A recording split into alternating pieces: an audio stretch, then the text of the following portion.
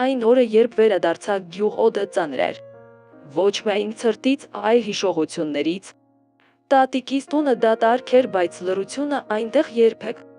Ամեն ինչ իր տեղում էր, գորգը, պատի ժամացույցը և այն հին պահարանը, որ տարիներ շարունակ ոչ ոք չէր բացել։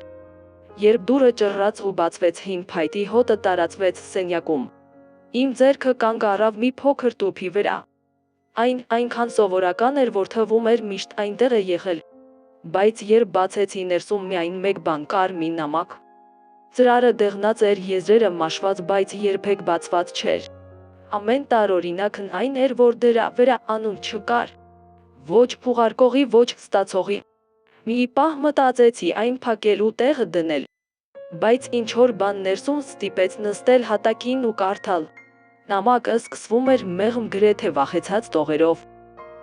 Այն պատմում էր մի աղջկա մասին, որը մեծացել էր նույն այս տանը։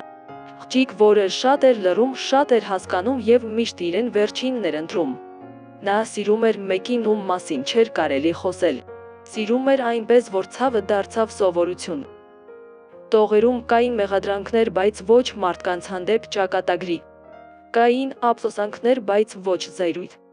Ամեն բառը կարծես գրված էր արցունքի ու համբերության խառնուրդով։ Նամակը պատմում էր մի գիշերվա մասին,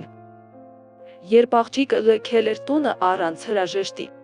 Ոչ որովհետև չէր սիրում, այլ որովհետև սիրում էր չափից շատ։ Նա գրել էր, որ որոշ գաղտնիքներ ավելի ծանր են, քան ճամպրուկը ձեռքին։ Երբ հասավ վերջաբանին, սիրտս արագ էր բաբախում։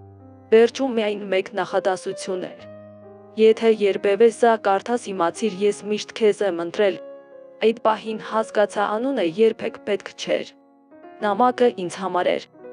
Ոչ այն պատճառով, որ ինձ էին գրել, այլ որովհետև ես էի միակը, ով վերադարձել էր։ Միակը, ով համարձակվել էր բացել պահարանը, տուփը և անցյալը։ Ես փակեցի ծրարը, դրեցի սրտիս մոտ և նայեցի պատուհանից դուրս։ Գյուղը նույնն էր, բայց ես ոչ։ Որոշ գաղտնիքներ չեն փչացնում կյանքը։ Դրանք պարզապես բացում են աչքերը։